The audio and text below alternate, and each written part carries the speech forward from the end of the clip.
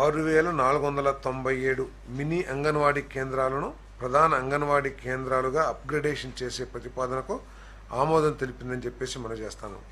ప్రస్తుతం ఆంధ్రప్రదేశ్లోని SC, ST మరియు మైనారిటీ జనాభా ప్రాంతాల్లో పనిచేస్తున్న ఈ మినీ అంగన్వాడీ కేంద్రాలు 0 to 6 6 సంవత్సరాల లోపు వయసు గల పిల్లల ఆరోగ్యం, పోషకాహారం మరియు బాల్య విద్యపై దృష్టి పెడుతున్నాయి.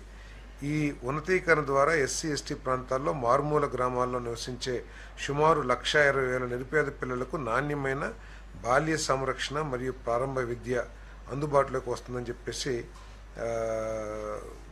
తెలియజేయడం జరుగుతుంది.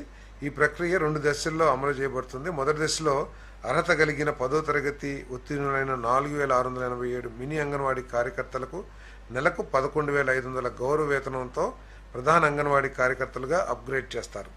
సో వీరిని ఎప్పుడైతే అప్గ్రేడ్ చేస్తారో ఆ 4,687 కొత్త ఆయాలను కూడా అపాయింట్ చేస్తానికి ఉపాధి అవకాశాలు కూడా లభిస్తాయని చెప్పేసి నేను మనవి చేస్తున్నాను. ఈ పథకం అమలుకు మొత్తం సంవత్సరానికి 64.68 కోట్ల ఆర్థిక భారం ఉంటుంది. ఇందులో భారత ప్రభుత్వం 10.96 కోట్లు మరియు ఆంధ్రప్రదేశ్ 53.72 కోట్లు వ్యయమవుతుంది. అదేవిధంగా చిన్నపిల్లలు కూడా, ఎందుకంటే చిన్నపిల్లలకి లెర్నింగ్ కెపాసిటీ చిన్న వయసులో చాలా ఎక్కువగా ఉంటుంది పెద్దవాళ్ళ కంటే కూడా. అందుకనే లేటెస్ట్ టెక్నాలజీస్ని వినియోగించుకొని స్కిల్స్ని చిన్నపిల్లలకి ఏ విధంగా అయితే మనం ఇండ్యూస్ చేయొచ్చో ఆ టెక్నాలజీస్ అన్నీ కూడా తీసుకొచ్చి ఈ పేద పిల్లలందరికీ కూడా ఎడ్యుకేషన్ నేర్పించాలని చెప్పేసి కూడా ముఖ్యమంత్రి గారు సూచన చేశారు.